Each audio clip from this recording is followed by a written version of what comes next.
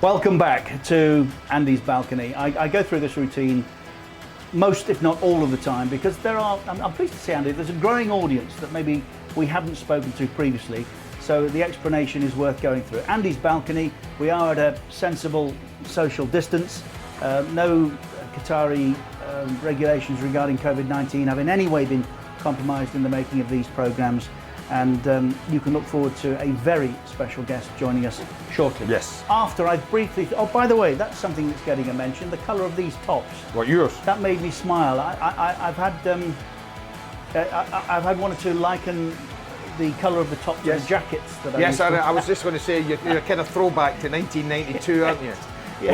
When you used to wear the most ridiculous coloured jackets I can remember. Well, let's go through the real story of the coloured jackets, which is there was an evening at Arsenal in which my friend here turned up in a yellow jacket and was the first to wear such a jacket. No, I don't think I did. We always used to, when he worked with us, hand him a pen with which he could rewrite history, and I'm looking around now, lads. Anybody got it?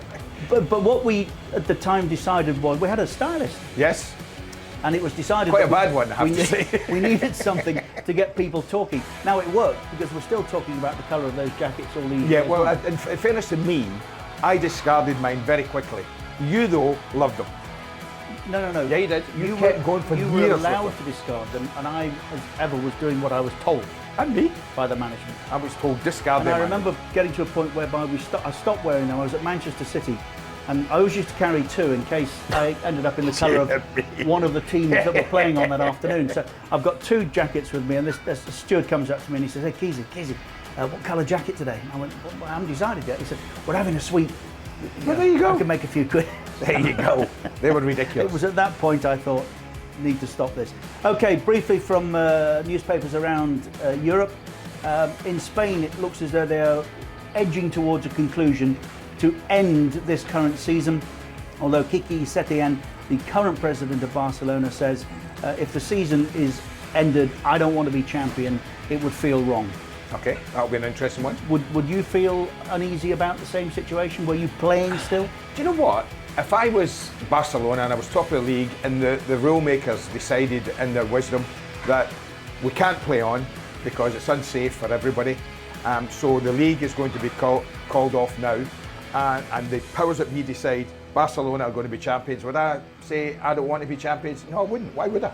Why would I if I'm top of the league? Because it's hollow. You actually haven't won it. You haven't won it, but you're top of the league, and somebody is telling you the season's over. We can't play it on. In Scotland, to conclude the story we started with Monday, it's over. Yeah. Now Dundee's vote eventually came in to allow the numbers required to end the season outside of the Premiership, which is the correct title in Scotland, the Premiership. One little side issue I didn't realise was that Dundee's vote sees Dundee United promoted. Yes, it does. Dundee United are going up. Excellent. Oh, my first club. I'm delighted. Italy, the latest plan to finish the season, if they can, is that all the matches should be played in the south of Italy, where the outbreak is not quite what it was. Another unsavoury little tale here. Arsenal tabling a bid of 43.5 for Thomas Partey with Atletico Madrid. Why are we talking about these figures? I keep coming back to this. Arsenal, whose players they're asking to take pay cuts, and they're still talking about big numbers and signing players like that. I don't understand at all. Arsene Wenger's got a book out. Looking forward to reading it. Really? Oh, right. Okay. My Life in Black and White, Arsene Wenger. Black and white. That's red and white. Red and white, I was going to say. And black and white. A little tale from League Two. Newport County have furloughed manager Michael Flynn, along with his players and staff. Newport is having to respond to significant economic pressures. Well, listen, but that's understandable to me. I mean, okay, Premier League clubs following players might not be palatable to most. Not every Premier League club can afford not to furlough. I have to say, a lot of Premier League clubs will be struggling. But when you go down to the second division, first division, these clubs have to take advantage. I know it might sound terrible, they have to take advantage if there's any way they can save the club. Now, at last, a little bit of good sense. There's a meeting over the next 48 hours or so of Premier League shareholders. That's the 20 clubs that make up the Premier League. 9, it seems, have been talking to themselves and have now said we need to know where we are going forward. June the 30th has to be a cut-off date, because beyond that, and I mentioned this to you consistently recently, players' contracts end, and I repeat what I've said to you a lot. If I am Olivier Giroud, Vertonghen, Willian, and the club asks me to play on beyond that contracted period for say 4 or 6 weeks, putting on the line my career, no thank you. My hammy, I keep saying this to you. Well, that's tight. where we differ. I'm not doing it. Oh, sorry. So Olivier Giroud's in the French squad going into the European Championships if they were played, and his contract's up on the 30th of June, and he goes and plays for France in the first 2 weeks of July. Is that okay? No, of course it is. Why? No problem. His career's in jeopardy. He'll be covered with insurance. His career's in jeopardy. He will be covered with insurance by the so international he'll be covered team. by insurance by the team he stays with. I am not playing beyond June the 30th. Well, that's why you never play football and no one would sign you. Amazon are emerging as contenders for the naming rights at Tottenham Stadium, apparently. But also in the running, and here's the interesting bit, we mentioned this on beIN Sports a year ago. Nike. Surprise, surprise, yeah. Well. Arsenal's management have taken a pay cut. Now it's your turn, they're saying. Pay cut, not deferral. And good luck, Jimmy Greaves, out of hospital. Yes, saw that. Absolutely delighted to see that. And finally, before we join our guest, Bruno Fernandes really has lost the plot. Why? What's he done? Paul Pogba, he says, has the same impact as Messi or Ronaldo. That might be Brian Messi from Hackney Common. Well, and it might be the other Ronaldo who's now 47. But I'm sorry, come on, he's having a laugh. I'm sorry, he is having a laugh. I don't like criticising modern day players, but I'm sorry. To even mention them in the same sentence. Nah. I'm with you. Our guest today, we met Andy when we were on the radio, had been sacked by Watford. There were 2 people who came to see us that left the studio, and we're saying, by the way, that's impressive. Our guest today... He wasn't one of them, was he? Well, he was. And manager of Brentford at the time was... Oh yeah, Uwe Rüsler. Yes. And as Uwe left us, we thought, wow. Yes. And delighted to say this fella's become I'd like to consider a friend. Yeah. Well, we think of him as a friend. Maybe he doesn't us. No, that's fair. That's fair. The Ginger Marino joins us. Sean Dyche, Burnley manager, of course. How are you doing, big man? Hi, Sean. Good morning, lads. Morning. Stylists and all that. Stylists. Interesting. Well, Andy did make the point he wasn't a very good one. His name was Paul Sherman. Yes. And we had a gaffer called Mark Sharman, who Andy continued to call Paul for 2 years. Well, easy mistake, big man. Sean, you know what it's like. A lot of people around you. It's an easy mistake. Exactly now, before we talk football, I've read 2 things recently that you've done to keep yourself busy. One is jet washing. The other is making curry. Have you got a recipe for us that you could share? No, not really the making curry. That's slightly off the mark. Cooking, I've been cooking like when I was a player. I used to cook all the time. So cooking a lot. Last night, paella, some chorizo, red wine sauce, some prawns, Cajun prawns, some peri chicken wings. So a bit of tapas for the kids and stuff. So nothing wrong with that, Sean. Richard arrived here this morning and gave me stick. He said, my goodness, what were you cooking last night? And I thought, yeah, well, I got a fish extravaganza last night. I made like a seafood bouillabaisse, as they would call. You know what I'm talking about. So I did that last night. I'm smelling the result of it in the apartment at the moment, I'm afraid. So the jet washing thing, that's real. The jet washing thing, honestly, lads, I've just been...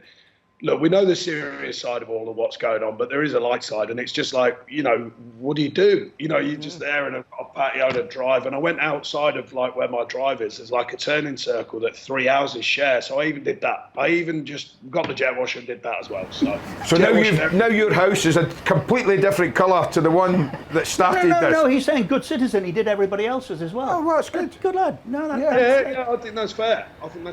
That's a team player. He's always been a team player. Are you keeping in touch with the chaps, and if so, how are you doing it, and what are you asking of them?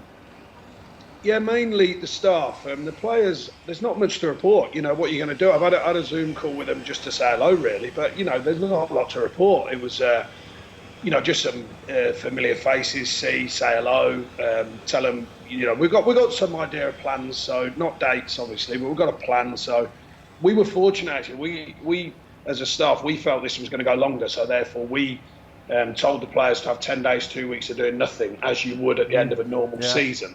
Because we said, look, we felt as a staff this was going to go longer. Because if you remember originally they said 2 or 3 weeks and we might get back to everything.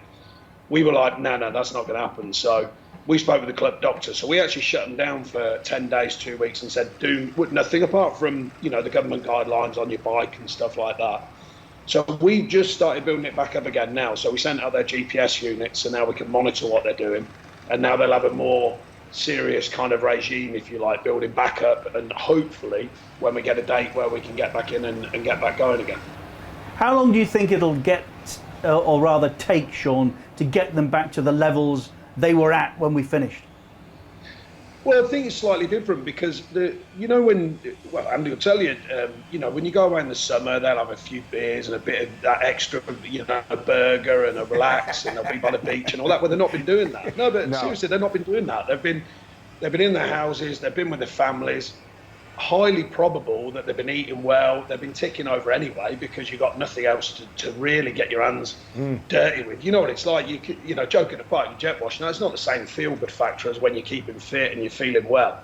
So I think it's a different kind of break. So I don't think obvious sharpness is different, but I think their base fitness should still stay high. I think it's the real sharpness and that edge it takes to play with. So let's put it this way, if they asked us to cram a pre-season in, I think every club would go, yeah, okay. We all want it to continue, or I certainly do. So therefore I'd say, right, if we need to cram, a quick fitness burst into maybe 2.5 weeks or something to give them a jolt, then I'd be willing to do that. And I think my players would as well. I think they'd want to see out the season if we can. I agree with you, Sean. I've had this, talking to Richard about it. He thought it was, he's saying you can't in 2.5 weeks, 3 weeks, get yourself fit again. And I was trying to say, it's different from exactly what you say, different from the close season. Players going away and relaxing in the summer, switching off totally. This time, no, they've kept a general level of fitness, I feel, most clubs, and therefore it should be quicker, should be easier for you guys to get them up to full speed quicker. Well, some exceptional times, exceptional measures. If that's what we're going to do, as long as there's a period where the body can take the workload. But, these are super fit, these lads now. They are super fit. So I think there's sometimes a bit of drama around, at Christmas, we always get that story of, they played. I just go, yeah, they'll be fine. Don't worry about that, they'll be fine. So I'm like, yeah. Brilliant. There are some extenuating circumstances, obviously. Teams like Liverpool this year, Champions League last year, then going into the season. Of course, we all get that. But generally, for teams like us, I think you should be able to deal with the workload, and usually we do deal with the workload. Our stats, show that. So yeah, I think if we can condense the pre-season and get back to it, we would. I'd like to think most would agree with that, including the season. If we have to condense it down, then that's the way it goes. One of the things that I was watching you as we were discussing it, you're on the other side of the fence now. As a player, I think you're in Andy's camp. You play on beyond June the 30th because you feel as though you owe the club that loyalty for however long is required, 3 or 4 weeks. As a manager, do you understand players saying, hold on, I'm out of contract. I'm not now playing beyond June the 30th. And is that why it's become a date that clubs believe we have to finish the season by, come what may?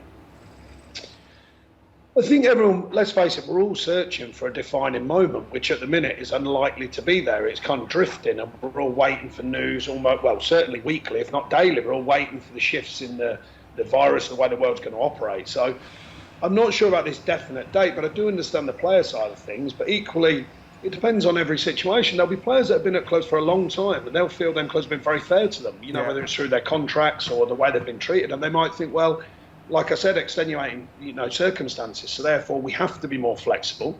There'll be some who feel like, no, that's not for me. I've got to protect myself.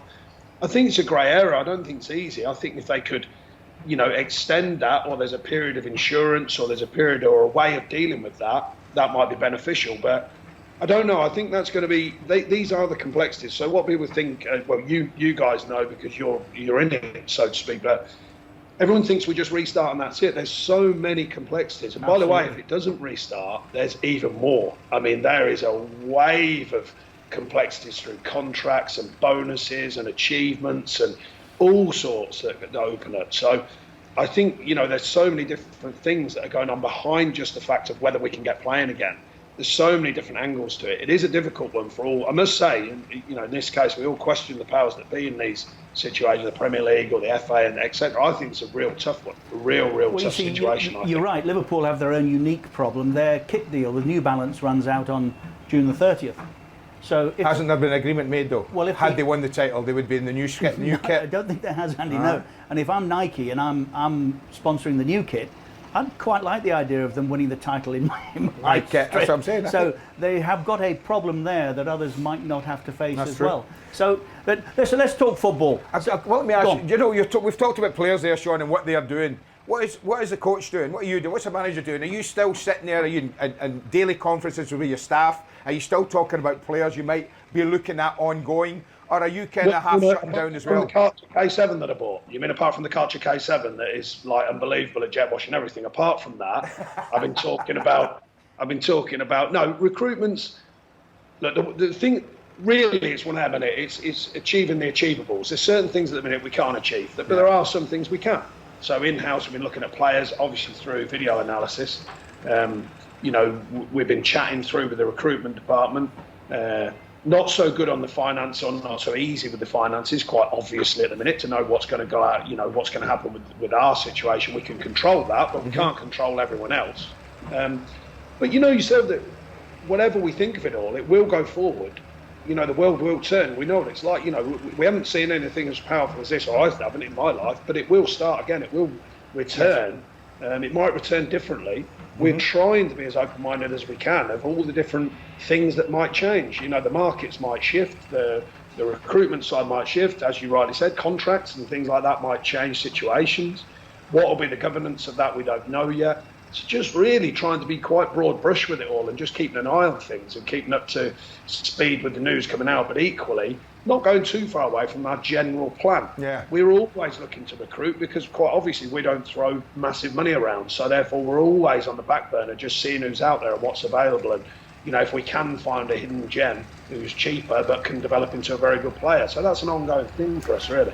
Another area that Andy and I have disagreed on, when you were toiling at the start of last season, my view was that Europa League... We were challenging ourselves. We weren't toiling, we were just challenging ourselves. Well, all right. When you were challenging yourselves at the start of last season, I said to Andy, clubs the size of Burnley, Stoke, who I know Tony Poulis got deep into your Europa League run and felt we need to get out of this. Is it possible for clubs of the size of those two to be successful in Europe and survive in the Premier League, if not just survive, flourish? I think it's difficult. Having been through it, I think the Premier League is so powerful. We know that. It's powerful not just from the kudos, but it's powerful financially, forgetting about the current situation, obviously. I think Wolves got a sticky patch at the beginning of the season. They've done great to come through it, but they have spent a lot of money. They've got, they have invested in some very, very good players, and I like the way they go about their business. They're going about it fantastically again this season. They have invested, and yet he does play the same players a lot. So he does expect a lot out of them players. And I think there is a bit of confusion comes with it. I think if we experienced it again, we'd be better prepared mentally for it. The players as well. I think they'd kind of accept the challenge of it. The thing is that it's that trade-off. For us, it was the first time in 50 odd years that the club had been in Europe. It's amazing in that sense. But then the business side kicks in and you go, well, hang on a minute, what's the facts? And the facts are that most teams that go into that have a tough sort of run or a tough time. As you rightly said, teams of our size. So therefore you've got to go, well, all right, but what is the real big side of it? And that's just how powerful the business side of football's become. It would have been 25, 30 years ago. It would have been amazing that you get into Europe and that would have just been accepted, and the challenges that come with that would have been accepted. Whereas you get into Europe like we did, we had a really tough start to the season, and all of a sudden you're getting battered about why aren't you doing better in the Premier League? Not by me, big man, not by me. I understand those problems. Thanks, Sam. Thanks. I knew it'd be Keezy. I knew it'd be you. Yeah, I know. No. Sean, can I ask you this, Sean? What I want to ask you, because you are one of those coaches, we hear like modern day coach can only be at a club 3-4 years now because hearing the same voice day in, day out, week in, week out, year in, year out. What is the secret then? What's your secret to being at a club for 8 years, Burnley now? Yeah, coming up 8. Coming up 8 years, Sean. You're going in every day. Do you ever feel there's a time, do you have to freshen them up to keep you going? Is that the secret? Yeah, I mean, we've had spells as a staff where we've looked at changing the way we train, the way we activate the players, all the details that go into it. But generally speaking, I think if you've got a good culture and environment, and two words that sound easy, they're not easy to build them two things, but once you do get them built and people protect it, we believe in giving the players a lot of ownership. So if the players buy into it and they take responsibility for it, when you sign new players then, you get that bond immediately, because it's almost like this unwritten code that is there, that this is what we stand for and this is what we don't stand for. And the players start taking that on. So I think it's like that thing, if you can get over a certain period at a club and you can manage it long enough, everyone starts to buy into that kind of that bloodline that runs through the club, if you like. You know, we've somewhat got that. It's always shifting, of course. It's got to be flexible. So we do think we are flexible as a staff. We've got a hardcore of players who have served us very, very well, the likes of Burnley and people like that. We've lost a couple recently, Tom Heaton and Sam Vokes, and they're like, they're brilliant. But they've passed the baton on to new players. You know, new players have come in and been them figures. Ashley Barnes and Westwood and Corky and Tarkowski. You know, these are lads that have taken that on now. So I think if you put in the right key core values, they protect the environment, and that gives you a chance to build for a longer period and keeps it relatively fresh. And the other thing, of course, is when you've got a manager as funny, as witty, and as charming as me, it's really easy for everyone. Yeah, it's really easy for everyone, to be honest. Really On that subject, do you still run Punishment Friday? And can you share with us the story why Joey Barton ended up in the river? Well, it's not Punishment Friday. What it is, we found a way. This is a long time ago when I first went there. We were having a bit of a tough time when I first went there. Some people forget that I was getting a bit stick, and we found that after Christmas, the lads have a bit of a day out, night out, whatever. And after that, the fight, you know, it got a bit sloppy. So Mark Howard, who's our sports science head of sports science, heard about these rumours in the rugby about spin type situations where they had forfeits. So we thought, right, okay, we'll give it a go. So we got a spin wheel, put the numbers on it, put different forfeits on it, and instead of fining the lads, we brought in this spin. So therefore there'd be loads of different things on this wheel. And we've changed it varying times now for 8 years. And there'd be things like you got to lay in the river for a minute because there's a river running down through the training ground. And, you know, things like if you got it, you spun Andy's number, you have to pay for his car to be cleaned. And, you know, there'd be all sorts. Some would just fine. Some would be like 50 quid or whatever. And some would be silly stuff like we had an Elvis suit. You'd have to dress up as Elvis and sing to the lads. And just and what we found was, to be honest, as long as you get buy-in with this, that it strips the ego down a bit. So what you find is you realise people are laughing with you, not at you. And then you get this combined effort where everyone goes, you know what, fair enough. And we had Michael Duffy, won't mind telling you, we had him do keep you ups, right? You had a keep you up challenge. And if you dropped the ball, you had to get to 50. And if you dropped it below 50, every time you dropped it, every one you should have kept it up for was like a fiver. First one dropped it on his foot and shinned it. Oh, the lads were crying. The lads were crying with laughter. I've never seen anything like it. Literally dropped it, shinned it, and went about 5 yards away. The lads were rolling like that. So just silly stuff. The best one, I'm not going to tell you, the best one I've seen was we had a lap dance. One of the players had to do a lap dance on another player. It is the best thing I've ever seen. It was the funniest thing. I was crying with laughter, absolutely crying with laughter. And just that is the best one we've had. Can you tell us how Joey ended up in the river? He had to lie there for a minute, did he? I mean, yeah, Joey did a couple of Joey things, and not nasty stuff, just mad stuff. Because when he first came in, he found it all a bit weird that we were on him for everything. The lads were getting in for everything. Yeah, brilliant. Little stuff, leaving your tops around, and you know, just little things. And he was sort of fighting it a little bit like he does. So one day he got put in the river. I can't remember what he'd done, and he spun the wheel and he got put in the river. But he did it. To his credit, he went, right, okay. I mean, we used to have small-sided games. We'd have a forfeit on every single competitive part of training. We still do that. And we'd have like spinny penalties and all sorts. And one day it was the whole team had to get in the river. So the whole of the 9v9, the whole 9 had to get in the river. So, you know, it builds a bit of mentality. It builds a bit of togetherness. Some people call it old-fashioned. Old-fashioned, I'm not bothered, as you know. You know, that's the way it goes. It's part of that. It's part of the combined fabric of what we've built at Burnley. People the lads still enjoy it. They still have fun with it. You know, it depends. I don't know why it should be described as old-fashioned. I'm chuckling here. Yeah, me too. If it brings about that kind of camaraderie, what's old-fashioned about Nothing that? at all. Nothing at all. More than one. I've always said, Sean, I think you believe. Go on, I've always said that the beauty for me of the sport we love so much, when we played and the one we still love, is that there is no right way to play football. There's various ways to play football, and that's what makes it the sport it is. The way you like to see it played is not the same as maybe the way I would like to see it played, or the way somebody else. But it doesn't mean one's right and one's wrong. Is that a fair assessment of what it should be? No, we do get a little bit of question marks about styles and brands and all that. But at the end of the day, Andy, you know yourself, to form a team that can be competitive in the Premier League, just to do that is difficult. So then form a team with a pretty low level of finance, but still some very good players, in my opinion. Then to form it in a way that you can have 500 passes a game. Then to form it in a way you can pass it 15 times just across your 6-yard line and still score at the other end. To deliver all of that at once and stay in the Premier League year on year is a very, very stern challenge, trust me. Oh, I bet you. So we've got a way of, first of all, being competitive, and secondly, winning enough. The game is about winning. You've got to win enough.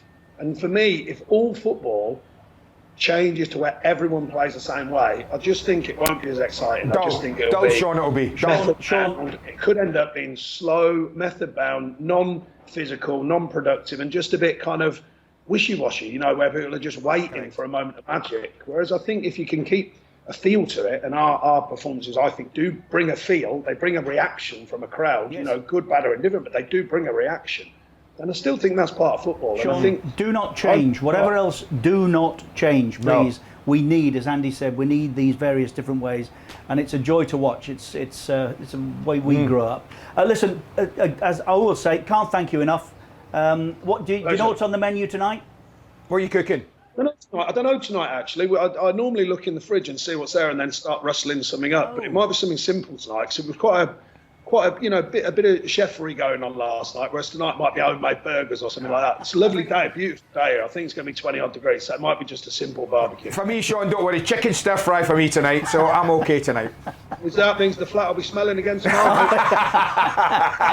Big man, thank you. Thanks, Sean. Really good to spend time with you. Thanks, Sean. Sean. Sean Dyche, manager, Burnley, top class, and well done, Joey, who you can imagine turning up there feeling a little bit different to everybody else. You may have thought it was Jack the Ladder. Soon having that ego breakdown. Brilliant. Brilliant. That's it. We will be back here tomorrow. We're on beIN Sports 5 days a week at the very same time you found us today. YouTube for our international viewers, and we'll leave you with the very same message that everybody else is delivering. Just be safe. Stay in with beIN in our part of the world, but stay safe, please. We'll see you back here tomorrow.